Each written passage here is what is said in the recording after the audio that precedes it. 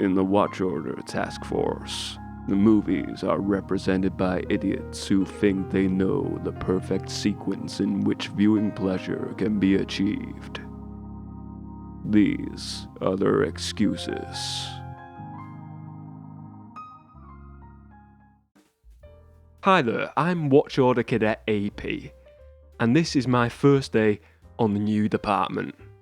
The captain said if I crack this case today, on the first go, he'll let me buy donuts and coffee for the whole department. I'm a lucky boy, I tell you that. So, for the first case on the Watch Order Task Force today, I am discussing Star Wars, the Skywalker Saga. Now, in the Skywalker Saga, there are many movies. There are 9 movies, but I am going to be arranging it as follows. So we're going to basically split the Skywalker Saga up into 3 groups. The original trilogy, which is A New Hope, The Empire Strikes Back, and Return of the Jedi.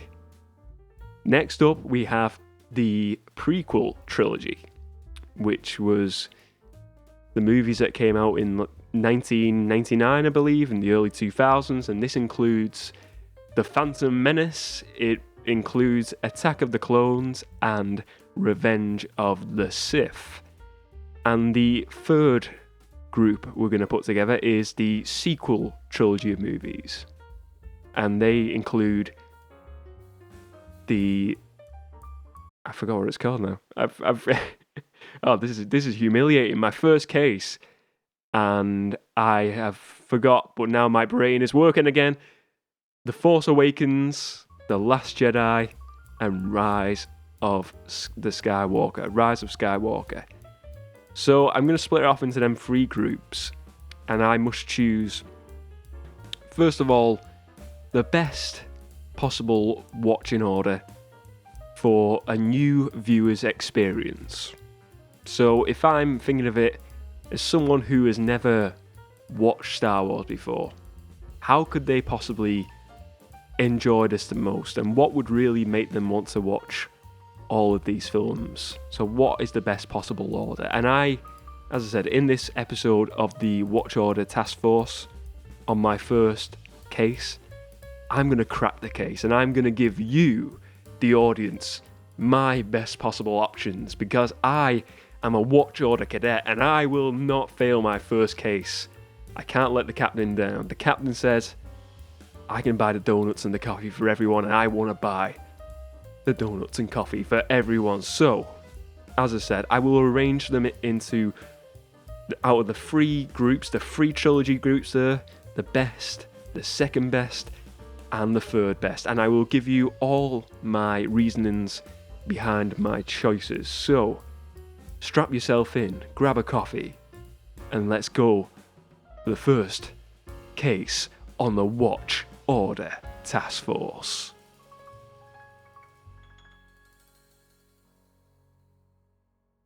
So the first trilogy I'm going to start with in the Watch Order is going to be the sequel trilogy of movies. And this, as I said, it includes The Force Awakens, The Last Jedi, and The Rise of Skywalker. I always forget which one that's called.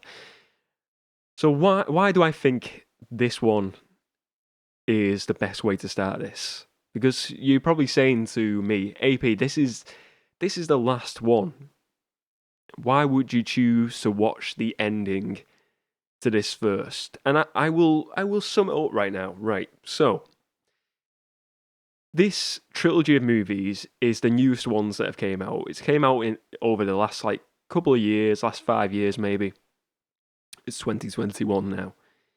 I think it was 2016, maybe the first one come out, maybe a bit earlier than that. But basically, I think these movies, especially The Force Awakens, it kicks off Star Wars, and everyone said when The Force Awakens came out that it was kind of like a carbon copy of the original trilogy's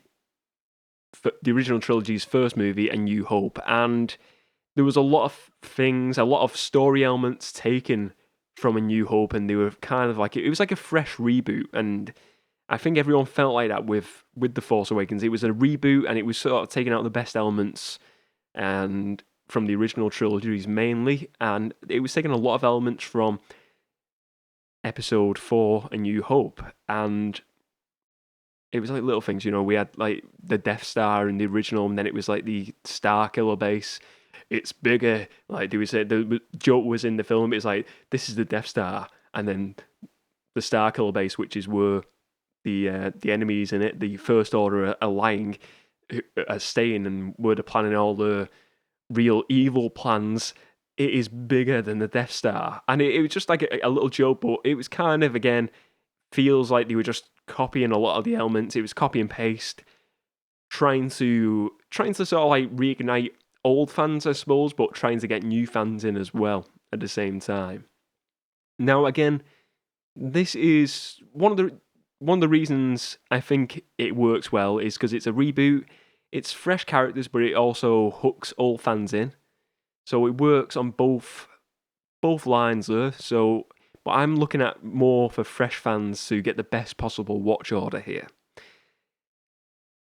What I would also say is the effects. I mean, the effects have changed a lot since the 1970s and 80s. And the visual effects in this movie and this whole sequel, whole trilogy of movies is phenomenal. It is, take away whatever story elements you have problems with, I feel like The Force Awakens, The Last Jedi, and Rise of Skywalker, the effects are amazing.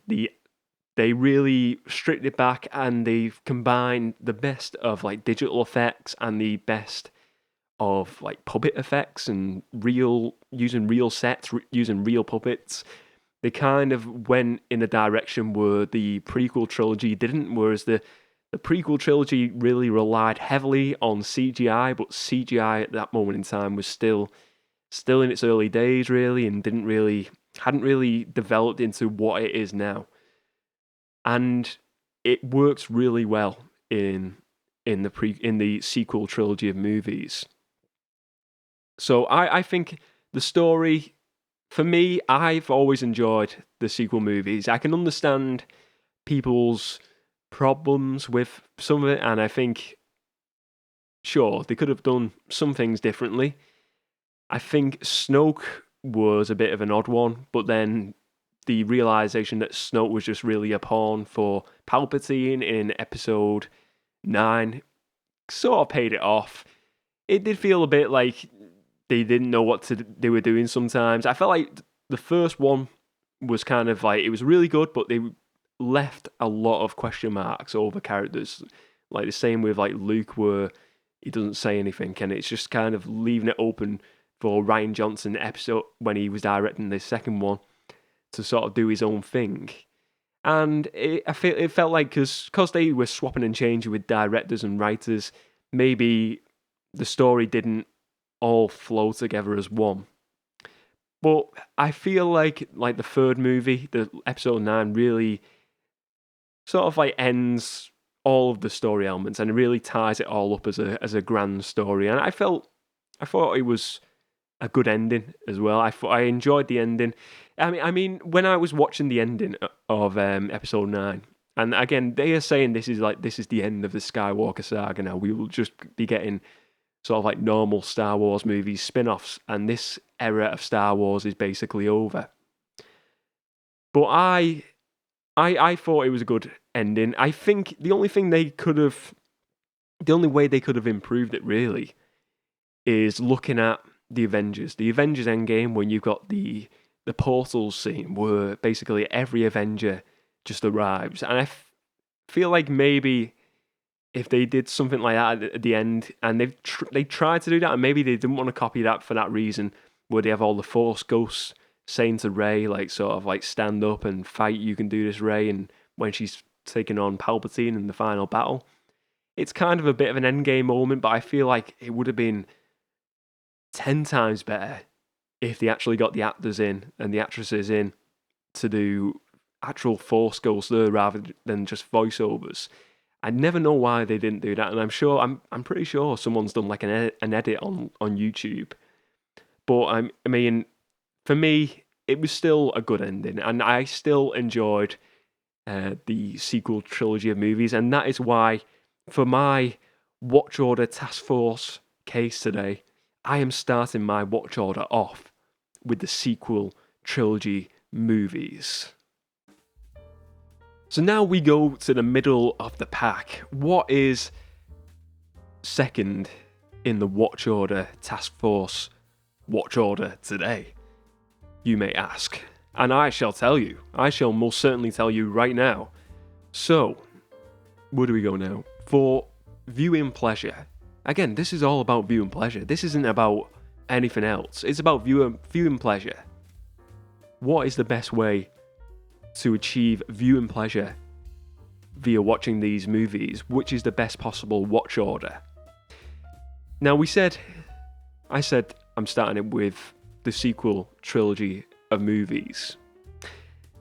Now, to get more pleasure from this, we've watched Star Wars now. The sequel trilogy of movies brings back old characters like Luke Skywalker. It brings back Lando, Princess Leia, Han. Now that you're accustomed to some of these characters, I think it is the right time to go back in time. Back into a simpler time. Back to where it all began. Because my second choice in the watch order today, in this case, is the original trilogy of Star Wars movies. And that includes A New Hope, The Empire Strikes Back, and Return of the Jedi. So, why is this my second choice in the watch order today? Right, my reasons for this are simple. As I said, we know the characters now. We're accustomed to them. We know what the Jedi is. We know what the Sith is. Good versus evil, dark versus light. We know what the Force is. Now we can step into the real films that, to me, define what Star Wars is. I think these movies are so special to Star Wars fans. It started it all. And now we're accustomed to that. I feel like we can watch them and enjoy them more so. I kind of got this when I watched Tron Legacy. Tron Legacy is the sequel movie to the original Tron. And I watched that sequel trilogy first, and then I went back to the original. And I didn't really enjoy the original movie, but I enjoyed it more because I watched the sequel first, and I seen the great new effects, and then where it all began, and then I went back, and as I said, it wasn't really for me, but I could appreciate it because I'd seen the new one.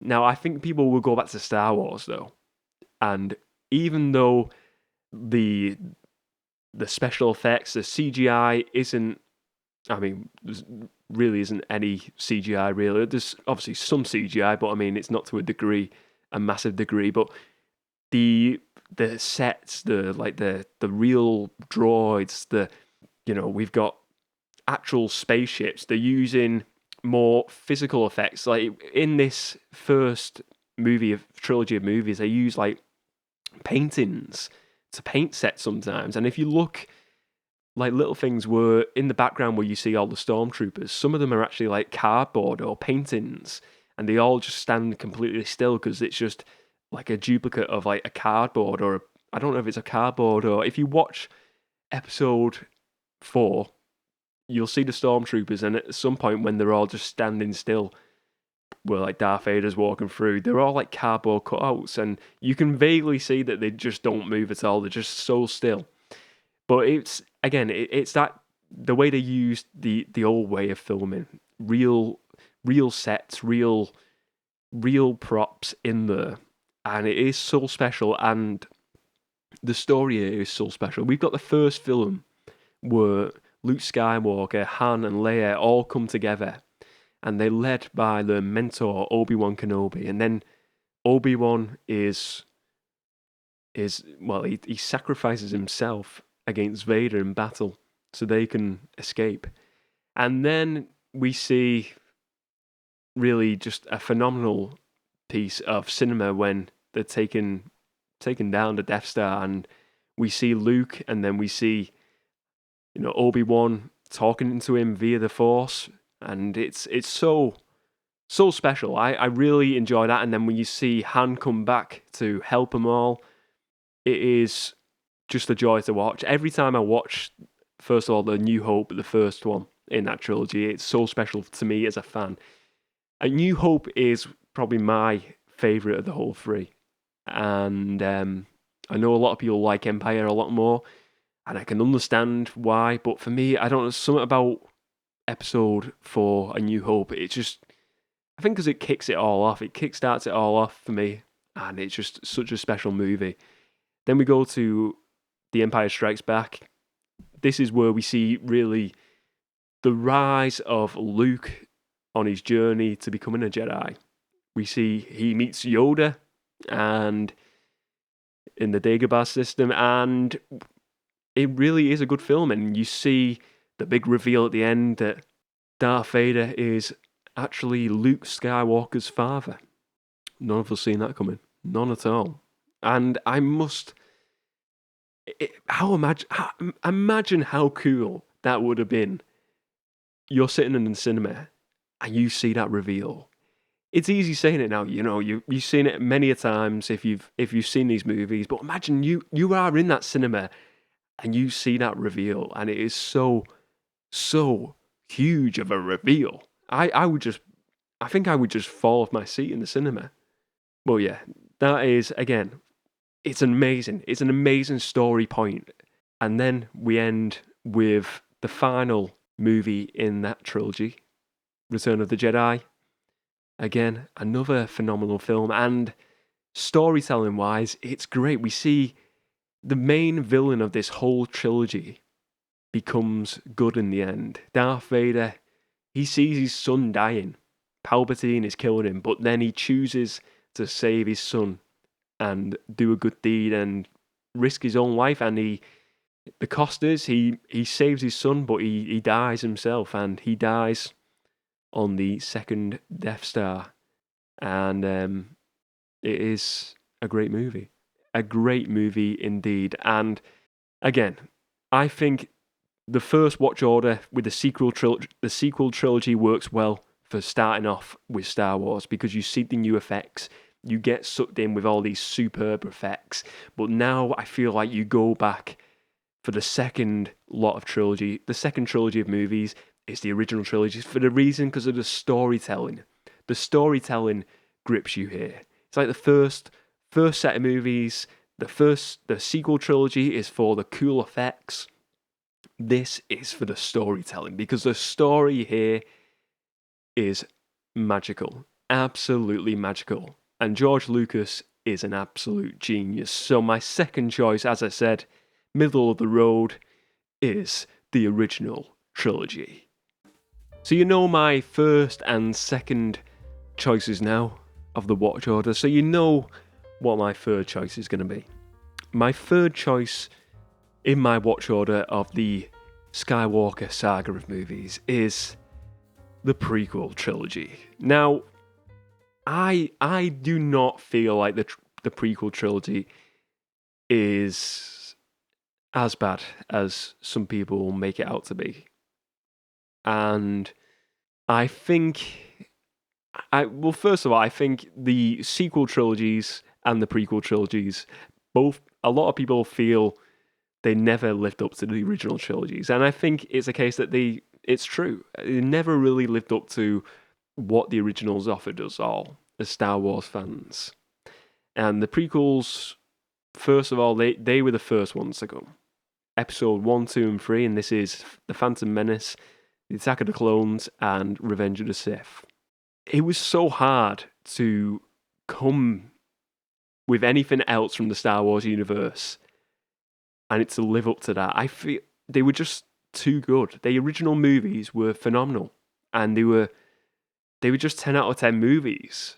They were perfect in every single way, and it felt in a way complete. So then you've got that mammoth task then of, let's tell the origin of Darth Vader, who was Anakin Skywalker. And George Lucas had a crack at doing it, and look, people just didn't like it. People didn't like it, and I don't think, even if they were done again today, I think people would compare it too much. They would compare them too much to the originals, and they would always be badly thought of by a lot of people. So why are these my third choice today? It's probably just summed it up then, haven't I, for the case? But for me, they are the third in the watch order because, as I said, the sequels offer a lot in regards to effects, and I feel the stories are not that bad in the sequel trilogy of movies. It hooks you in as a new fan, and the first movie, The Force Awakens, I feel like it's a good reboot, really introduces a lot of fans to Star Wars. I feel like the originals as the second lot in the watch order, second choice in the watch order on the list, is great, as I said, for the storytelling. The prequel trilogy comes last because I don't think it offers all that much. I suppose some people could argue that it's maybe offered more than we realise, really, because now you're getting loads of spin-offs. We've had like the Clone Wars animated show spin-off, and a lot of these characters featured in the prequel movies. But still, for me, nothing here within this trilogy of movies makes it worthy of telling someone to watch this first. I mean, I wouldn't recommend anyone who's never watched Star Wars before to watch this trilogy of movies, because I think they would watch The Phantom Menace, and I don't think it really shows what Star Wars is all about. If you compare this to the originals, it is very, very different. And there's a lot of like politics featured throughout the first movie. And sure, look, Darth Maul was a fantastic villain. He didn't get enough screen time, and he has had a lot more screen time in animated shows. He was underused, but again, there's all the politics, and his scenes at the end are amazing. The Jedi battle in this is phenomenal, but it doesn't grip you in. I feel like, you got the pod racing scenes here in the first movie of Phantom Menace. It's okay, but again, this doesn't feel like Star Wars. This feels like kind of like a generic fantasy movie in a way. It feels something on its own compared to the sequels and the originals. And I feel like maybe come like Revenge of the Sith, they get it nailed down a bit more, where it feels a bit more like the original trilogy, and it's more closer to them. But I think the effort for me that is put into the first movie, the CGI is awful, and I don't know. It just doesn't do it for me to put it on the case today in saying this should be your first choice. It couldn't be second choice. It couldn't be first choice. Anakin Skywalker's origin was stop and started. It felt like the first movie, this little kid, I didn't really like the character in the first movie. The second movie, he just felt like a moody romantic. And the third movie, they kind of got it right, but it was too late. It was too late as a Star Wars fan. So it comes last. It comes last in the watch order today for those reasons, because it's just not Star Wars. It's not Star Wars to me. They got some great cast members there. Ewan McGregor. I think Hayden Christensen's quite good as Anakin in the third movie. But they really do feel like tonally they don't know what to do with it. It doesn't feel like George Lucas. Maybe he did have the vision. This is his vision. But as a fan watching it, I would not recommend that you watch this as your first experience of Star Wars. So that is why it is third in the watch order for this case. Now, I've given you the watch order for the case today, but I need to just add a quick note onto the file for this case. So the captain's asked me to put in a special recommendation, and it is the Crime Against Movies file. This is going in within the case file. Now, basically, this could be a crime against movies, it could be a character, it could be a scene, it could be a particular plot point or device used within any of these movies, and I've got to choose one. So, what do I choose out of the whole set of movies? This can be the originals, the sequels, or the prequels. This is something I've been thinking of, and I mean, some people would say Jar Jar Binks, because a lot of people didn't like that character. They felt he was just really bad, a really bad character. I didn't really mind Jar Jar Binks. I thought he was okay. So, what is my choice as the crime against movies? I know my choice, and here it is. It is the end of the first movie, The Phantom Menace. Basically, you see little Anakin Skywalker with an Obi-Wan Kenobi haircut. It's a really bad haircut. I'm just saying, he has this little mushroom haircut throughout the whole film, and then he gets, I believe he does get a little ponytail. I'm pretty sure I'm not wrong if my mind is remembering it properly. He changes his hair for the end scene. I mean, the wigs in The Phantom Menace are awful anyway. If you check that movie out, Obi-Wan Kenobi has wigs during it, and he has different wigs at certain points, different other wigs at other points. I think he has real hair at some point, and then he has like a wig, and you can really tell. But that scene at the end, I don't know why, and you're probably saying, Cadet AP, you are just crazy. You're crazy, but I don't care. It is just something that bugs me every time.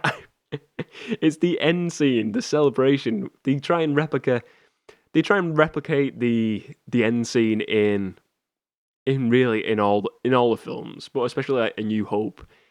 And it's like they're on Naboo, and they're having a big celebration parade, and he's got this weird haircut, and I don't know. Maybe I'm jealous because I'm a bald man.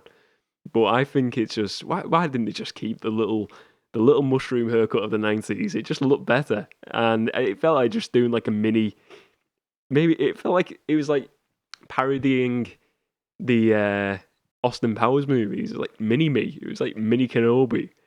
But yeah, I wasn't fussed on that. And that is my crime against the movies special filed notes today for this case. And I think it is a valid point. I hope I'm remembering it right. Maybe I'm having like one of those, what's it called, Mandela moments. You know, when you remember something differently. I'm sure I'm remembering this right. I should have rewatched these movies before, but I feel like Star Wars, I've watched it that many times. I don't need to rewatch or research Star Wars. I'm just using this from memory. And I you know what? I shouldn't have to. I shouldn't have to rewatch stuff. I'm a watch order task force cadet. My memory should be amazing for watching movies. I should be able to just pick out a scene in a movie like that, and I am. So, crime against movies is young Anakin's haircut at the end of that movie. It is bad. So I hope you've enjoyed this case today, this first special case on the Watch Order Task Force of the Skywalker Saga of movies. Hopefully the captain will like my choices and he will give me a thumbs up and I can buy donuts and coffee for everyone in the department, as I said. And hopefully he'll put me on another case soon, very soon, because I like cracking cases. I'm Watch Order Cadet AP, and you've been watching the Watch Order Task Force. I'll see you next time.